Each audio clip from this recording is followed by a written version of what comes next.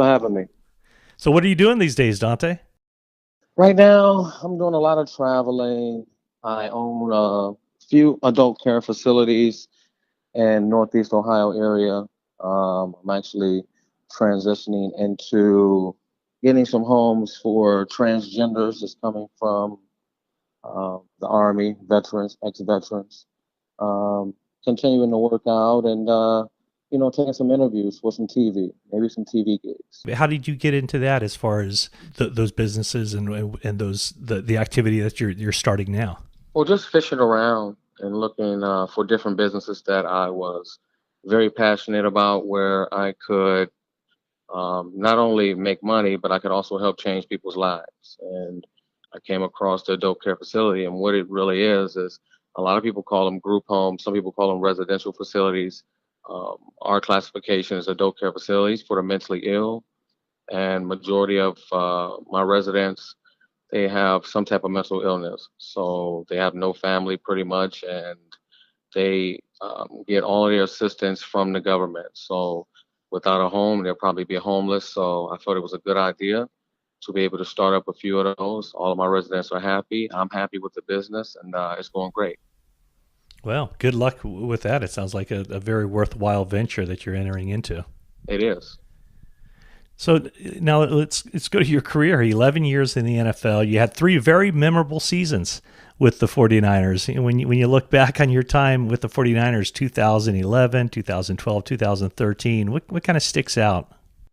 What really sticks out in my mind is how we all came together in a short period of time. We all worked our butts off to go out there and obtain our goals, and that's what we did. And it was all led by Coach Harbaugh and his staff. And then we had a bunch of great veterans on those football teams that came to work each and every day. They had fun with one another, but when it was time to go out there and take care of business on Sunday, we went out there and did it. So that's the thing that sticks in my mind the most is how fast we came together and how long we stuck it out. And making it to three NFC championships, a Super Bowl, coming very, very close to winning it. I'll cherish those moments forever. Yeah, 2011, that was the year of the lockout. So you guys didn't have an off-season program. You pretty much hit the ground running at the start of training camp. What was it about that team that enabled you guys to come together so quickly and go as far as you did? Well, we had a bunch of individuals that wanted to go out there and prove themselves. We had guys like Carlos Rogers. He came in. I came in myself after signing late in free agency. You had Deshaun Goldson. He was going through a contract phase and he wasn't coming around. We had a bunch of guys that wanted to go out there individually and prove themselves. And the only way to go out there individually and prove yourself is to go out there collectively as a team, put the work in and win, and then everybody will get noticed. So we really understood that, and that's what allowed us to come together. Just everybody being individuals, understanding their teammates, wanting to go out there and put it all together, and we did. And then Coach Harbaugh, he had some uh, different type of tactics to motivate us, but they always seemed to work. What were some of those tactics? Just he had some crazy sayings. Just the number one thing that he used to motivate us was what was the saying that we said all the time? Who has it better than us? And he would always go and he would reference back to when he was a kid and he really came up and his father and mother, they would always say who had it better than us, even though they lived in a small house, even though they probably had two, three bedrooms where they all had to share. Just putting that into your mind is nobody has it better than us, whether we don't have everything we've always wanted. Nobody has it better than us. And that's how he brought us together with that saying, who has it better than us? We didn't have the biggest weight room. We didn't have the fanciest facilities, but we put the work in. We went out there and believed, and we won. Coach Harbaugh, very polarizing guy. A lot of people, some people loved him, some people didn't love him. Could you see that? I mean, could you see that he rubbed some people the wrong way, or for you, did you see just the positive side of him? Yeah, you have to see the positive side and the way that he run people. And a lot of the best coaches out there, the best motivators, they don't always use normal tactics. Sometimes they're going to rub people the wrong way to get their point across and to get the job done. And that's what he did. And that's why he's been a winner everywhere he's been. That's why he's going to continue to be a winner. And, I just wish him the best of luck.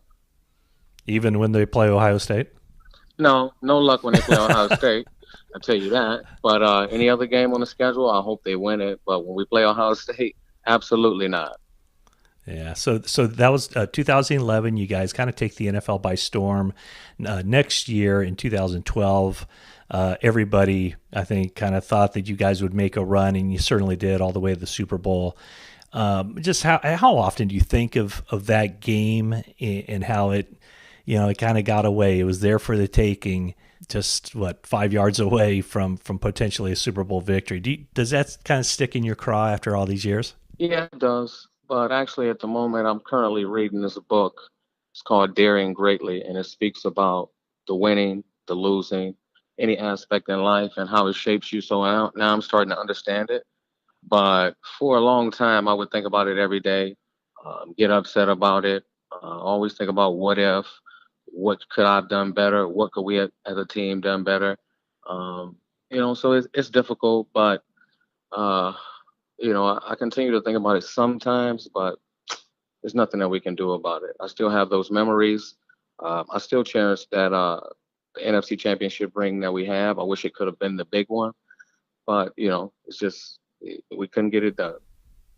Yeah. Then the next year, another heartbreaking loss to end the season and end your time with the 49ers up in Seattle. I mean, what did you think about that team and where you guys could have gone? Truthfully, I felt like we could have won the Super Bowl all 3 years.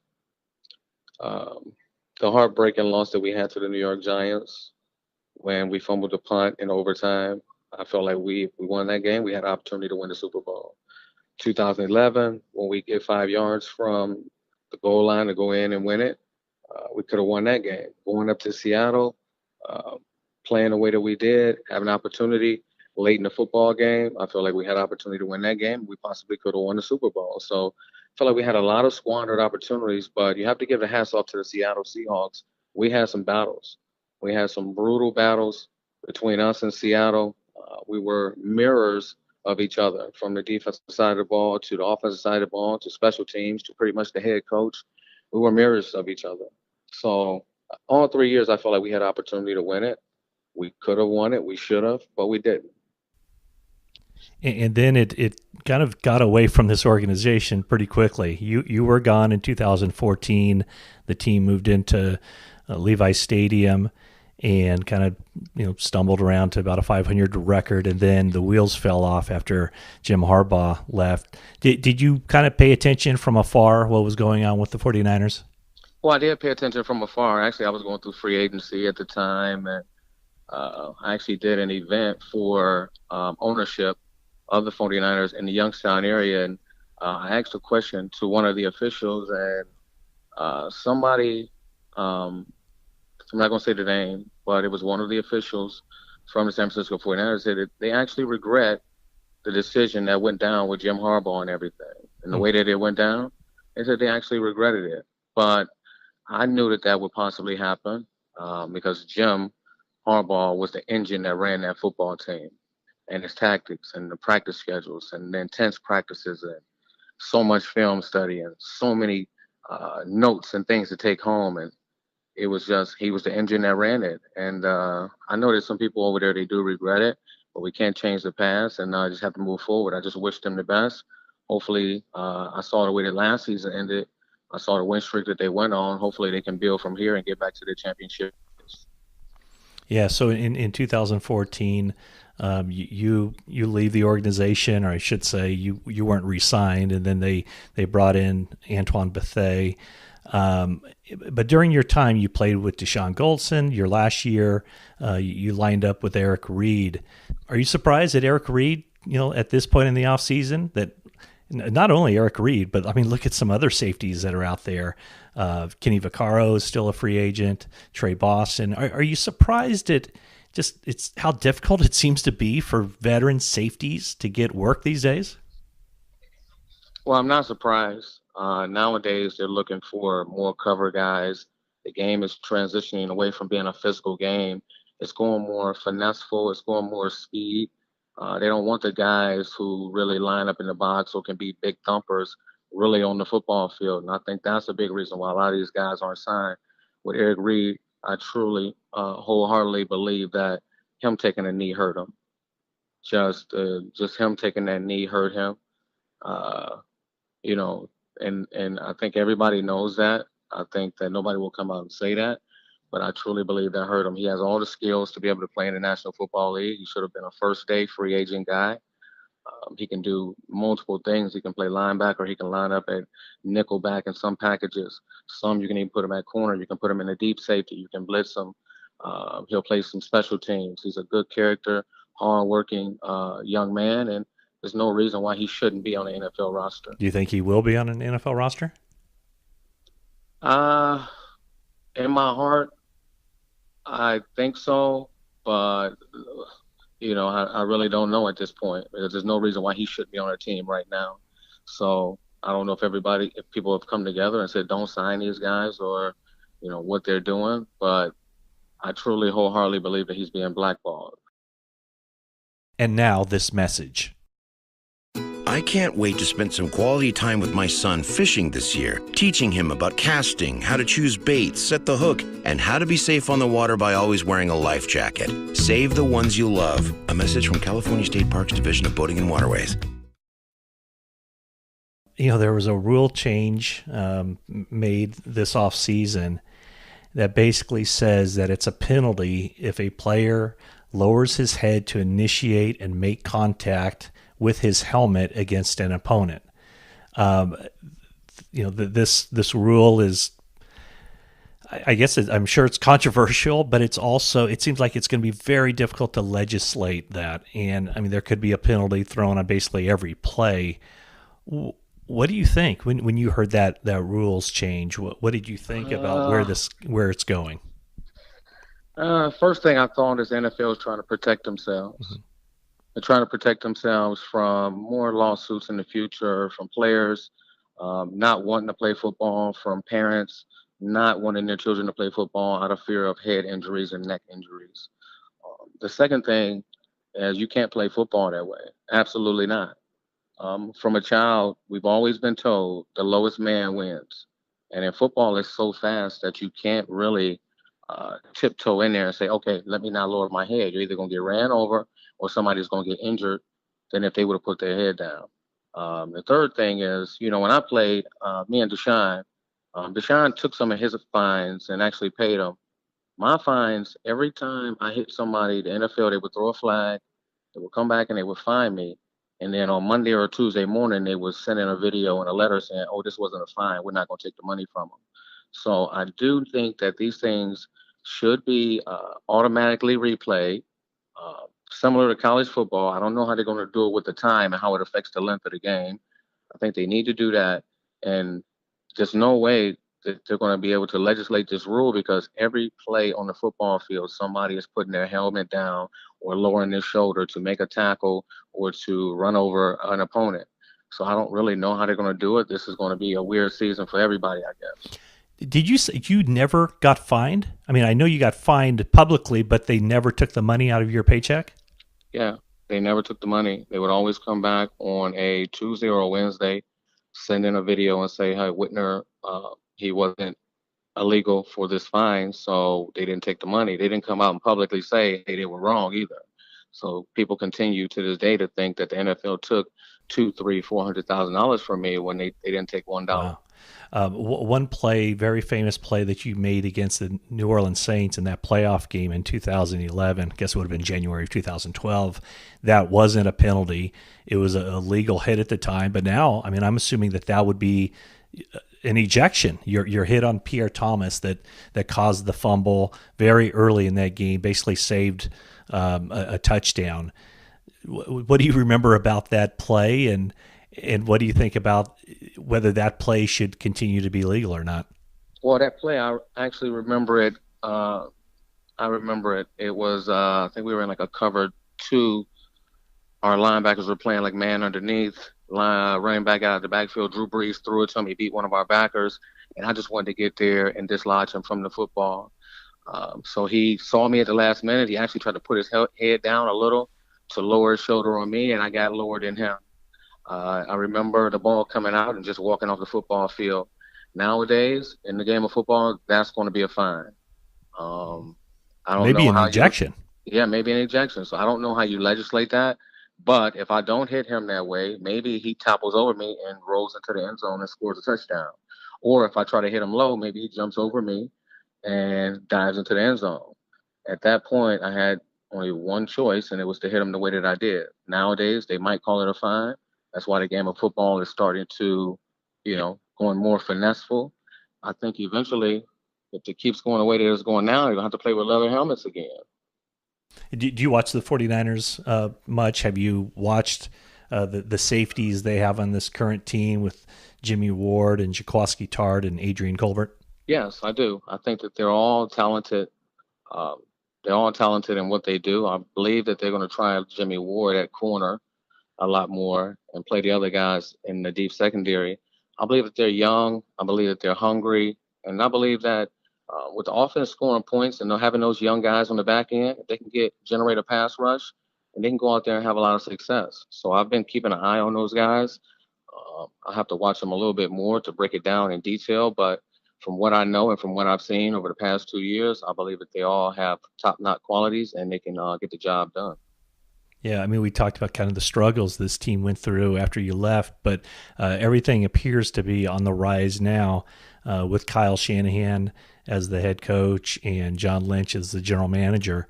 Do you have much experience going up against a Kyle Shanahan run offense? And if you do, like, what's your impression of the kind of dilemmas that his offense can put in a defense under? His offense has always been about tricking the defense. And when I say tricking the defense, he wants to manipulate you.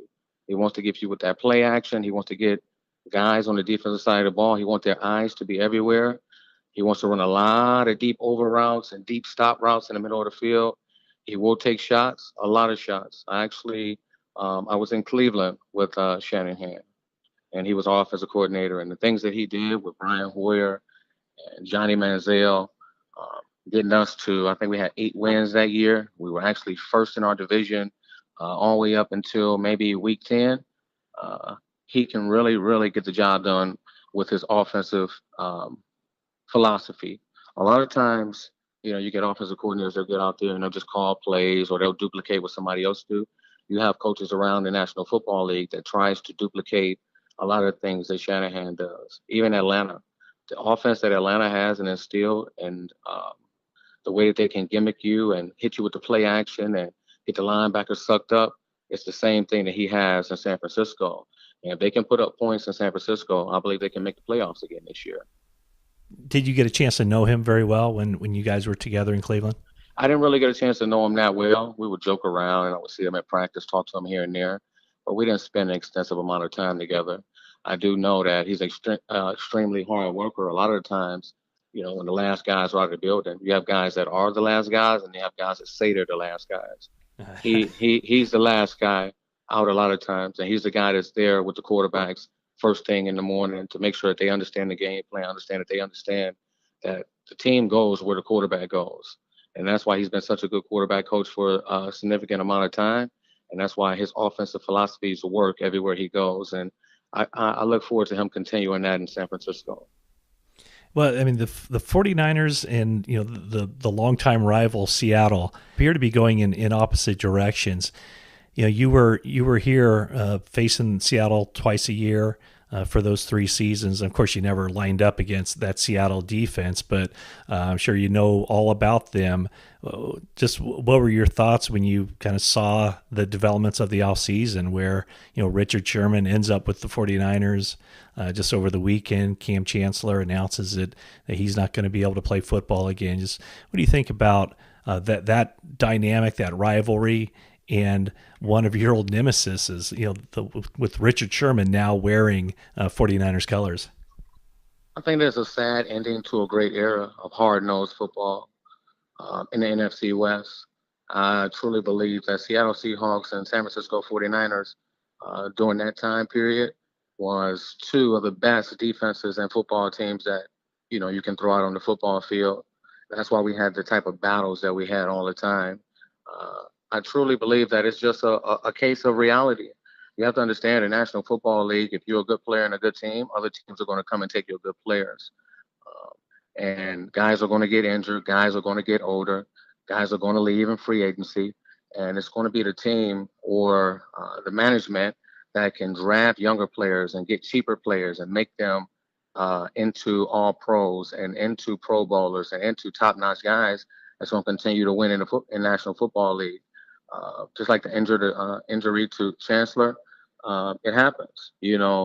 I don't know how many times. It doesn't matter if you're 230, 240 pounds. How many times you can go out there and hit somebody with your neck with the amount of force that he brings, and something doesn't happen.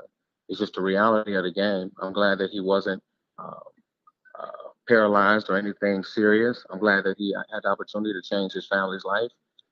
But it's just a reality. Even with Richard Sherman, with him going down and tearing his Achilles during the last football season, he pretty much knew that with the amount of money that he had left on his contract, his age, he knew that he was going to be shipped. It's just the reality of the business. I believe that he'll have a full recovery and bounce back, and he'll be a great piece for San Francisco secondary.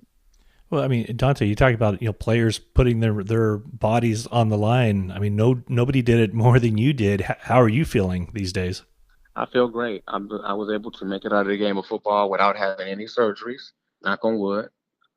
I was able to make it out without having a lot of concussions. I probably had two concussions over my 11-year career.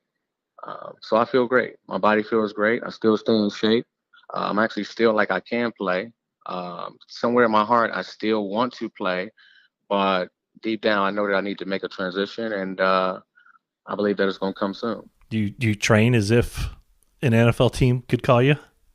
Yes, I train as if an NFL team is going to call, uh, but it's the reality of the business. At a certain age, they want younger players. So I understand that. A lot of players understand that. It's all about the transition.